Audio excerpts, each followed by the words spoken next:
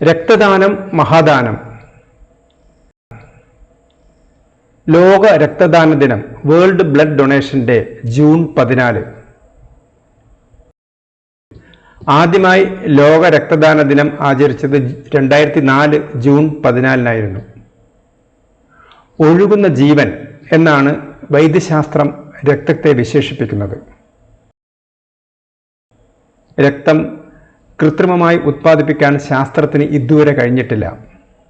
അതിനാൽ രക്തദാനം വഴി മാത്രമേ ഒരാളുടെ ജീവൻ രക്ഷിക്കാൻ കഴിയൂ. 18 വയസ്സായ ആർക്കും രക്തം ദാനം ചെയ്യാം. രക്തസമ്മർദ്ദവും ഹീമോഗ്ലോബിൻ്റെ അളവും കൃത്യമായിരിക്കണമെന്ന് മാത്രം. ഒരാളിൽ നിന്നെടുക്കുന്ന രക്തത്തിൻ്റെ അളവ് 350 മില്ലി ലിറ്റർ മുതൽ 450 മില്ലി ലിറ്റർ വരെയാണ്.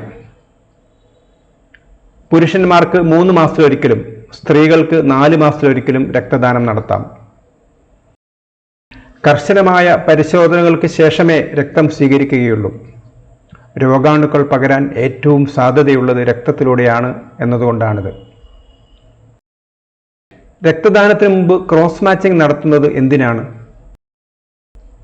രക്തം നൽകുന്നതിന് മുമ്പ് ദാതാവിൻ്റെ രക്തവും സ്വീകർത്താവിൻ്റെ രക്തവും തമ്മിലുള്ള ചേർച്ച നോക്കുന്ന രീതിയാണ് ക്രോസ് മാച്ചിങ്. ഒരേ ഗ്രൂപ്പിൽപ്പെട്ട രക്തം തന്നെ നൽകിയില്ലെങ്കിൽ രക്തം സ്വീകരിക്കുന്ന രോഗിയുടെ പ്ലാസ്മയിൽ അടങ്ങിയിരിക്കുന്ന ആന്റിബോഡിയുമായി സ്വീകരിക്കുന്ന രക്തം പ്രതിപ്രവർത്തിച്ച് സ്വീകരിക്കുന്ന ആളിന് മരണം വരെ സംഭവിക്കാം. ഇത് ഒഴിവാക്കാനാണ് ക്രോസ് മാച്ചിങ് നടത്തുന്നത്.